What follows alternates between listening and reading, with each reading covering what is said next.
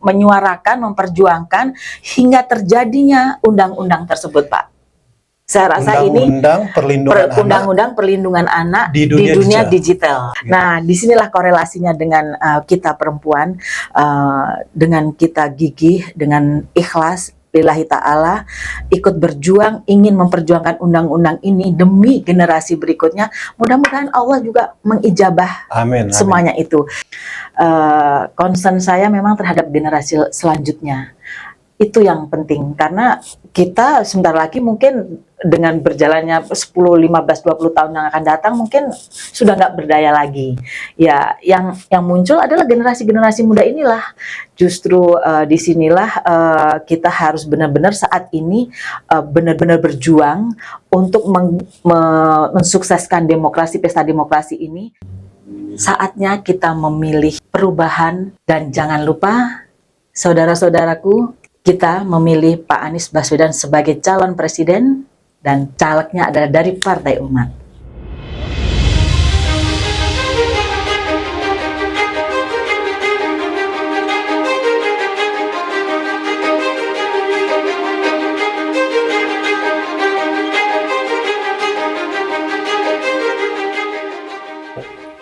Pemirsa, berjumpa lagi dalam Bincang Spesial Jurnal Politik TV.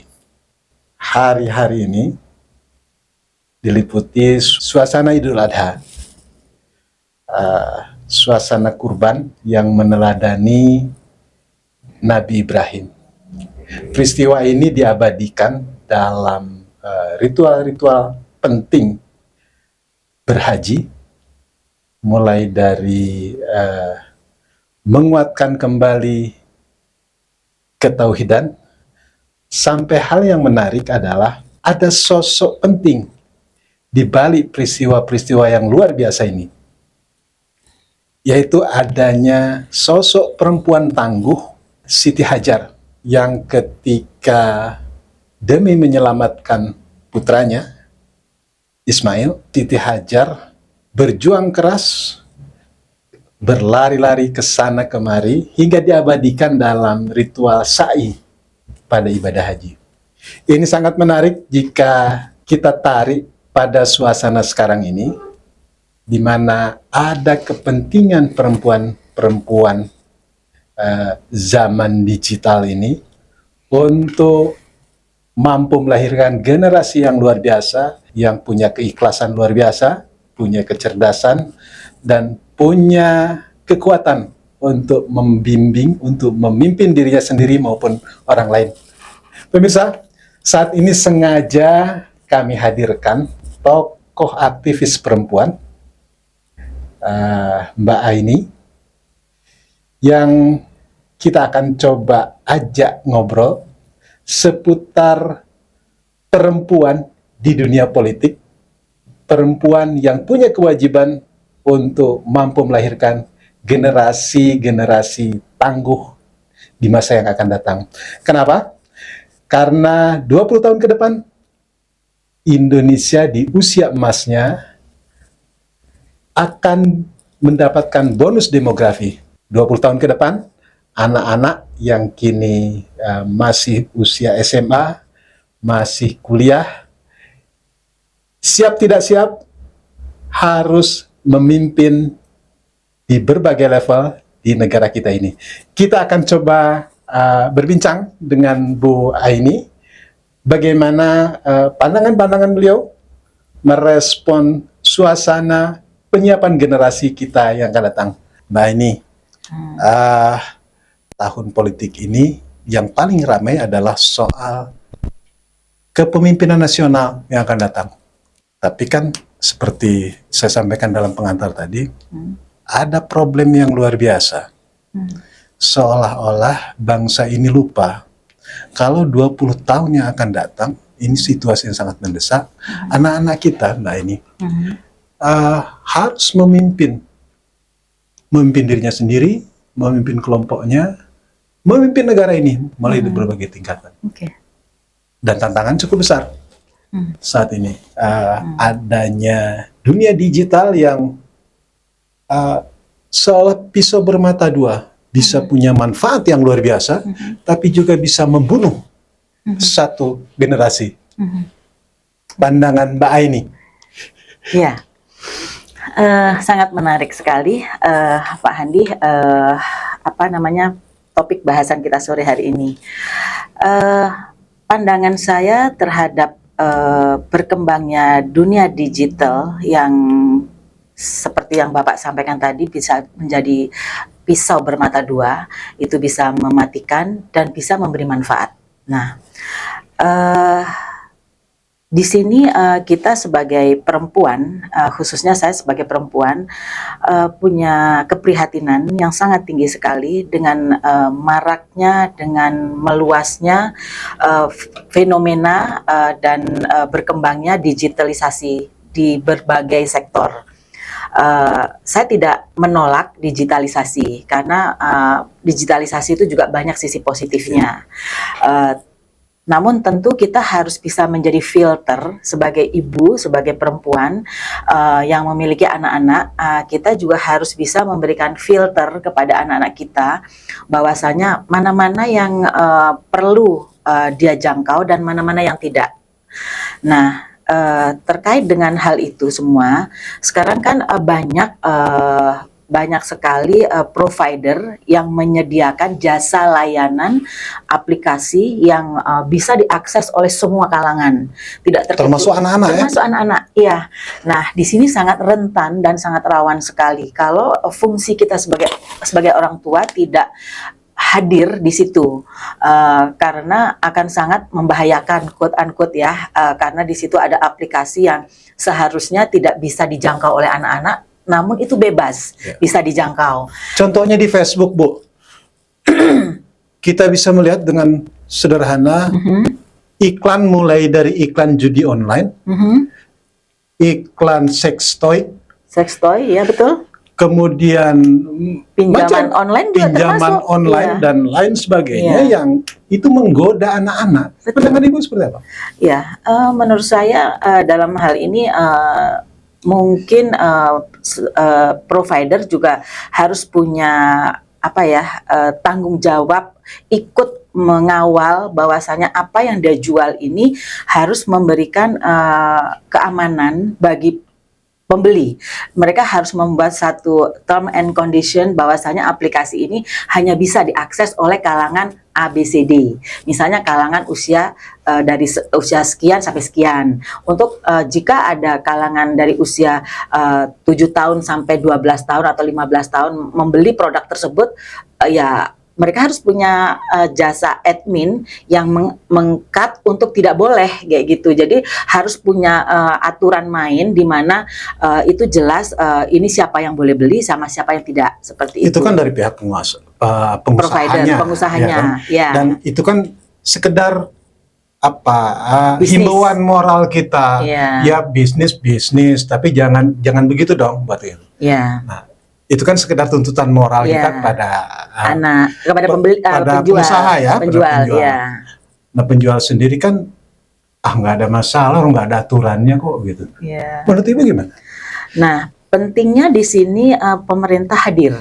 Nah, seperti apa sih pemerintah harus hadir untuk mengawal, menjaga, melindungi bahwasanya di 20 tahun mendatang nanti kan kita akan mendapatkan ledakan generasi-generasi baru yang kalau kita lihat dengan historical saat ini, mereka sangat digital sekali. Apa-apa sekarang handphone, semuanya serba internet. Lebih jago mereka daripada orang tuanya, lebih jago, ya betul. Nah, ini menurut saya perlu adanya satu payung hukum yang melindungi generasi-generasi ini, sehingga mereka nantinya itu tidak benar-benar menjadi generasi yang sama sekali dia tidak paham akan apa yang harus dia lakukan sebagai insan, sebagai bangsa, sebagai pemimpin nanti yang mampu memimpin dirinya sendiri, memimpin negaranya, dan di tangan mereka lah generasi muda ini estafet pergantian kepemimpinan itu akan terjadi. Nah, untuk itu kita harus memberikan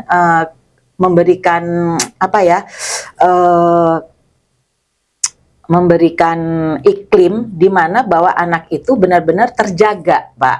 Nah, untuk iklim itu Pak, perlindungan itu sendiri ya. Betul, iklim perlindungan itu sendiri. Tepatnya boleh dikatakan undang-undang perlindungan digital, Perlindungan anak perlindungan di dunia anak digital, dan di dunia digital. Jadi Ibu ingin mengatakan bukan hanya parental control saja, tapi government control juga harus ada. Ya, betul. Jadi, untuk itu korelasinya benang merahnya dengan perempuan yang melek dengan dunia politik itu adalah bahwasanya perempuan juga harus dengan melihat situasi seperti itu, ada keprihatinan yang mengganggu pikiran perempuan. Nah, disinilah perempuan ingin ikut partisipasi aktif untuk menyuarakan, untuk memperjuangkan perlindungan anak dunia digital itu ya? Betul, menyuarakan, memperjuangkan hingga terjadinya undang-undang tersebut, Pak. Saya rasa undang-undang perlindungan anak di dunia digital. Ya, saya rasa ini tugas cukup berat bagi perempuan, dan semoga ini juga bisa didukung oleh segala sektor pemerintah dan masyarakat supaya undang-undang ini bisa tercipta. Kami mendapatkan informasi, ya Pak, Mbak Aini juga nggak sekedar gagasan-gagasan, tidak sekedar narasi, tapi memperjuangkannya itu malah siap-siap menjadi salah satu calon legislator untuk DPR RI dari Partai Umat. Kami ingin mengkonfirmasi, benar nggak itu berita itu? Insya Allah benar. Insya Allah ya. Insya Allah, mohon dukungannya ya Pak. Jadi salah satu yang menjadi target Bu Aini adalah memperjuangkan lahirnya undang-undang perlindungan anak di dunia digital ya. Dan perlindungan perempuan, Pak. Perlindungan perempuan ya. Iya. Ya kan. Perlindungan itu anak itu selalu lengket perlindungan perempuan dan anak gitu ya. Iya, betul. Baik di Partai Umat tadi ya Bu ya. Insya Allah. Insya Allah. Yang saya lihat sampai saat ini visi dan misi Partai Umat cukup chemistry-nya sama dengan apa yang ada. Ada tagline menarik dari Partai Umat ini.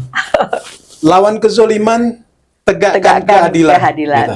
Iya. Nah, apa korelasi yang Ibu cita-citakan dengan tagline Partai Umat ini ya? Tagline Partai Umat itu kan lawan kezoliman itu. Iya, betul.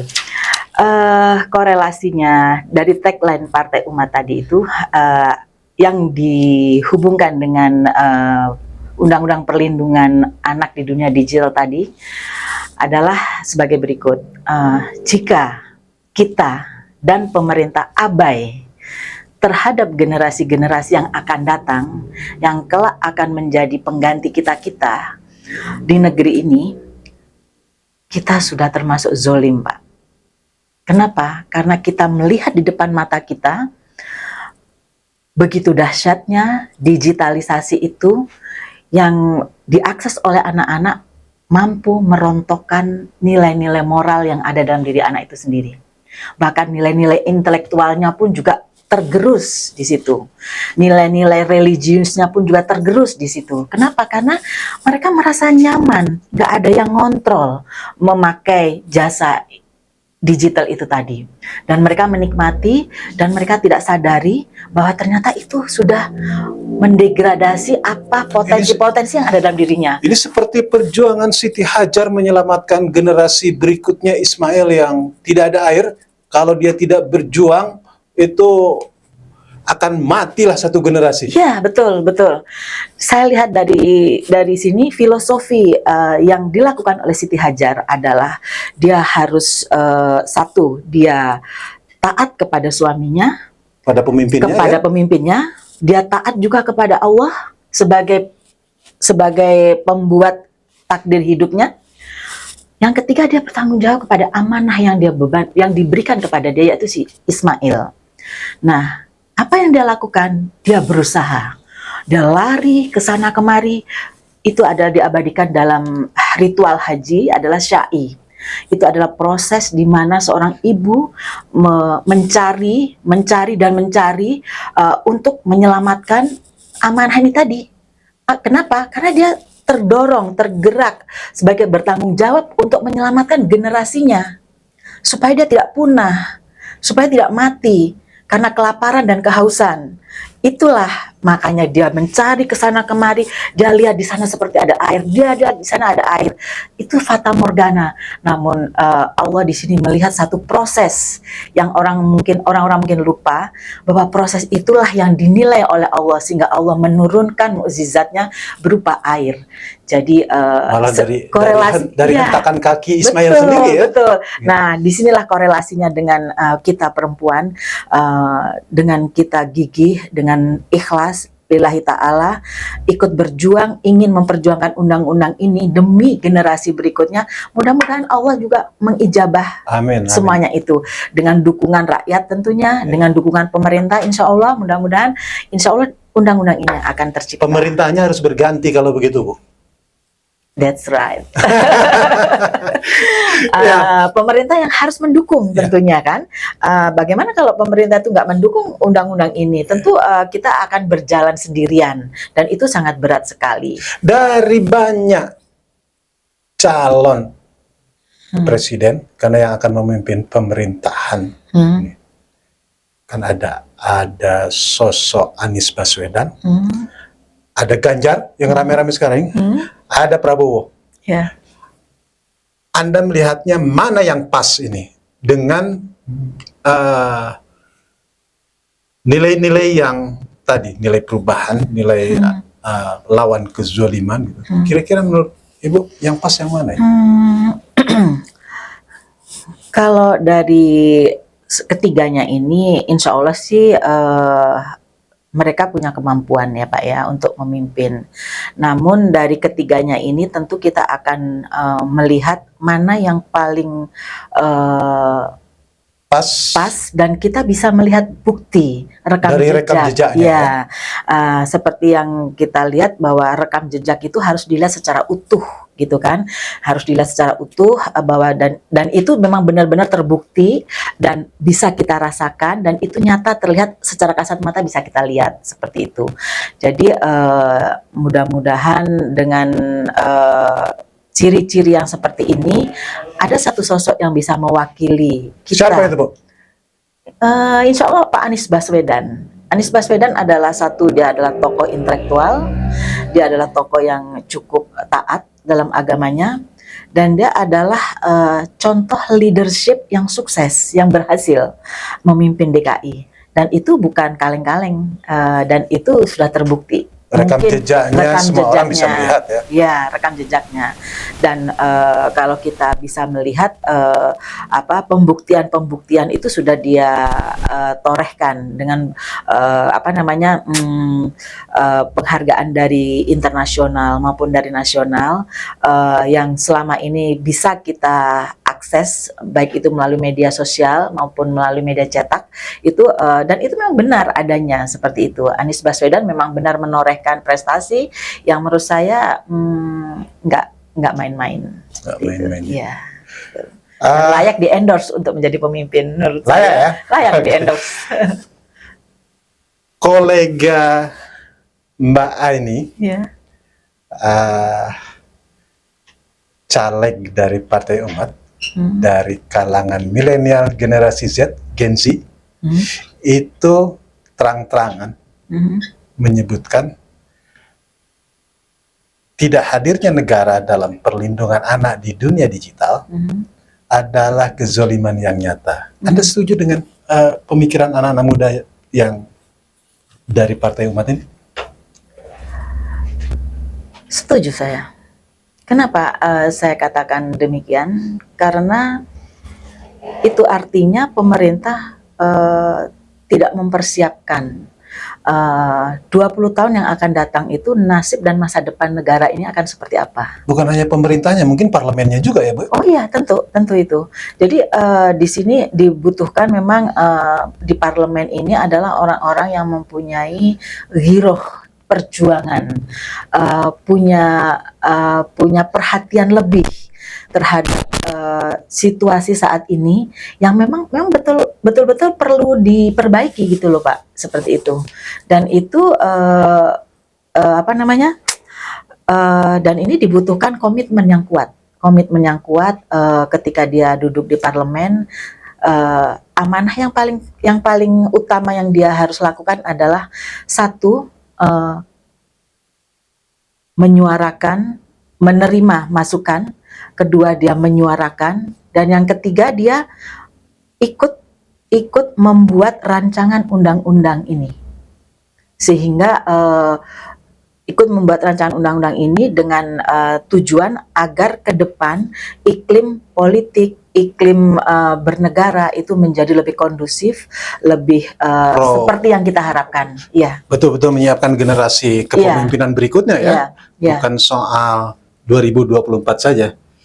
Oh ya, ya. Tentu. Kata anak-anak muda, masih kata anak-anak muda nih Bu. Karena kan mereka yang paling tune in di dunia digital ini. Gerbangnya 2024. Kalau gagal kita melahirkan pemerintah dan parlemen yang pro perlindungan anak di dunia digital, maka kita akan hancur. Apakah akan melahirkan generasi emas sesuai usia Indonesia? Usia emas 100 tahun, atau malah melahirkan generasi sampah yang ya generasi jangankan memimpin orang lain, mungkin memimpin dirinya sendiri pun repot. Pandangan Ibu kira-kira pas nggak ini? Gitu. Ya, 2024 adalah pesta demokrasi bagi kita semua. Saya sangat berharap lebih kepada masyarakat Indonesia, terkhusus mungkin kalau dari saya sebagai perempuan Indonesia untuk ikut berpartisipasi aktif, menyambut demokrasi ini dengan antusias, bahwasanya perubahan itu harus kita lakukan. Kenapa? Karena situasi saat ini memang boleh dikatakan sangat memprihatinkan, Pak. Concern saya memang terhadap generasi selanjutnya. Itu yang penting, karena kita sebentar lagi mungkin dengan berjalannya 10, 15, 20 tahun yang akan datang mungkin sudah nggak berdaya lagi. Ya, yang muncul adalah generasi-generasi muda inilah. Justru disinilah kita harus benar-benar saat ini benar-benar berjuang untuk mensukseskan demokrasi, pesta demokrasi ini, dan banyak calon-calon legislatif muda yang punya konsep bagus, punya perjuangan yang bagus. Ayo ikut masuk, kita sukseskan demokrasi ini dan kita isi parlemen ini dengan gagasan, dengan pemikiran agar supaya Indonesia menjadi lebih baik. Itu. Ke publik. Ibu nyalek di mana kira-kira? Saya di Jatim, Dapil 3. Jatim 3. Jawa Timur 3 Jawa Timur 3. Dapil Jawa Timur 3. Yeah. Wilayahnya mana aja itu, Bu? Itu meliputi Banyuwangi, Bondowoso, dan Situbondo. Untuk masyarakat di Dapil Jatim 3 ini, ya kan? Mungkin ada yang ingin Ibu sampaikan? Silakan. Ada.